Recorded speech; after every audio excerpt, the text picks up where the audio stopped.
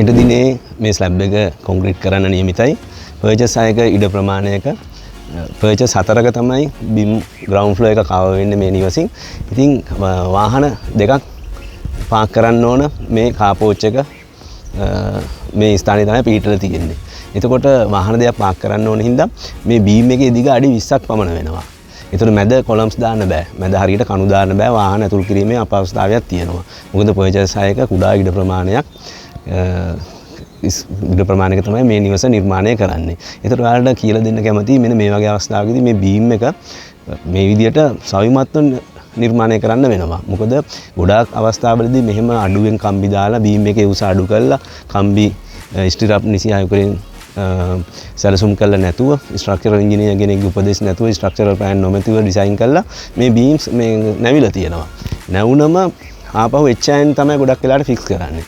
ඒ කියන්නේ නැවත බීම් එකට මෙහෙම කණු යකඩෙන් තමයි ෆික්ස් කරන්නේ. එතකොට වාහන එළියට ගන්නකොට යම් යම් ගැටවලට මුහුණ පානවා. ඒකින්ද ඔයාලා නිසි ස්ට්‍රක්චරල් ඉංජිනේර් උපදෙස් අනුව ස්ට්‍රක්චරල් ප්ලෑන් වලට අනුව මේව සියලුම කම්බි නිසි අයුරින් සැලසුම් කරලා තමයි මේ ස්ලැබ් එක කොන්ක්‍රීට් කරන්න පෙර මේ ආකාරයට කම්බි ලේ කරන්න ඕන.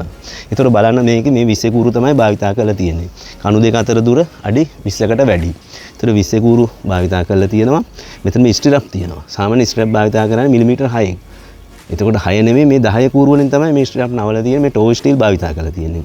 මයිල් ස්ටිල් නෙමෙයි. මයිල් ස්ටිල් කියන්නේ මේ වගේ ට්‍රෙඩ් දඟර නැති ඒවා. නමුත් දඟර තියෙන ටෝ ස්ටිල් තමයි භාවිතා කරලා තියෙන්නේ. එතකොට මේ බයින්ඩින් මේ ආකාරයට නිසි අයුරින් සෑම කම්බියකටම සවිමත්ව බයින්ඩින් බැඳලා තියෙනවා. ඒ නිසි අයුරින් ඒ බයින්ඩින් ඇතුළු දිශාවට තමයි නවලා තියෙන්නේ, උඩට නෙමෙයි. එහෙම වුණොත් ඇවිදිනකොට හානි වෙනවා. කොන්ක්‍රීට් කරාට පස්සේ මේ බයින්ඩින් උඩට මතු වුණාම වතුර ගලාගෙන ගිහිල්ලා කම්බි දිරන්න ගන්නවා. ඉතින් බලන්න මේ බයින්ඩින් නිසි අයුරින් සියලුම ඒ ඉංජිනේරු තාක්ෂණයට අනුව නිර්මාණය කරලා තියෙනවා. ඊළඟට 16 කූරු බීම් එකට බැඳලා තියෙනවා. බීම් එකේ උස සාමාන්‍යයෙන් අඩියයි ගොඩක් නිවාසවල භාවිතා කරන. ඊට වඩා වැඩි උසක් මේ බීම් වලට භාවිතා කරලා තියෙනවා. මොකද කණු දෙක අතර පරතර වැඩි. එතකොට මේ නැවීමේ හැකියාව ඩිෆ්ලෙක්ෂන් වෙන්න පුළුවන්. බෙන්ඩින් මොමන්ට්ස්, ඇගින් මොමන්ට්, හොගින් මොමන්ට්ස් කියලා තියෙනවා. ඒ අනුව නිසි අයුරින් සොෆ්ට්වෙයාර්ස් වලින් කැල්කියුලේට් කරලා තමයි මේ කම්බි මේ ආකාරයට අවශ්‍යතාවයක් තියෙනවයි කියලා අපි ස්ට්‍රක්චරල් ප්ලෑන් වල සඳහන් වෙන්නේ. ඉතින් ඔයාලා හොඳට දැනුවත් වෙන්න මේ ඔයාගේ ස්ථානයක ඉතාමත් පරිස්සමෙන් කරන්න ඕන. මේ ඩබල් නෙට් කරලා තියෙනවා මේ සැබ් එකේ මේ ස්පෑන් එක ටිකක් විශාල ස්පෑන් එකක්. සැබ් එකට එන බර වැඩි. මේ টොප් නෙට් ඇවිල්ලා තියෙන උඩ දැලක් කියලා වෙනම දානවා, යට දැලක් කියලා වෙනම දානවා. මේ টොප් නෙට් එක, මේ බොටම් නෙට් එක. ඉතින් ඒවන් නිසි ස්පෑන් එකකින් නිසි පරතරයෙන් අනුව පරතර ලං කරලා තමයි මේ නිර්මාණය කරලා තියෙන්නේ.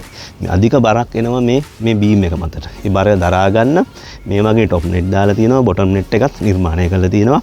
මෙතන එල් කරලා තියෙනවා. ඒකම මේ තියෙන්නේ නිදන කාමරයක්. නිදන කාමරයෙන් ඉවත තියෙන බැල්කනි එකක්. ඒකින්ද අඟල් දෙකක් පහත් කරලා තියෙනවා. නැත්තම් වතුර ඔබගේ නිදන කාමරයට ගලාගෙන එන්න හැකියාව තියෙන ඉඳ පහත් කරලා තියෙනවා. මේ පහත් කිරීමට අවශ්‍යතාවය ගන්න තමයි මේ වගේ ෆෝම් මොක් එකක් ලී වලින් මේ වගේ නිර්මාණය කරලා තියෙන්නේ.